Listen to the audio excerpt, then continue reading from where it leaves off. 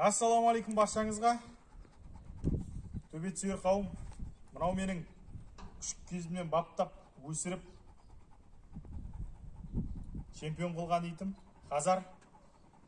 Ал осы итім мұхит асып 4,5 километрге, яғни Македония қаласына сатылып жатыр.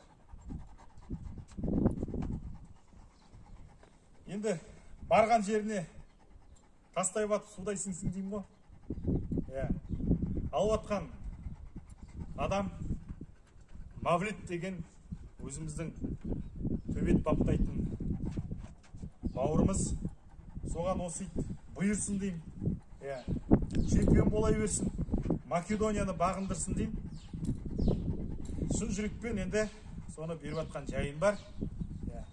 Ал сіздерге, баршаларыңызға жұғысты болсын. Бұл Атыраудан Көкжал Прайдтың иті, яғни шетел асып Македонияға кетіп барады. Жұғысты болсын сіздерге, жігіттер.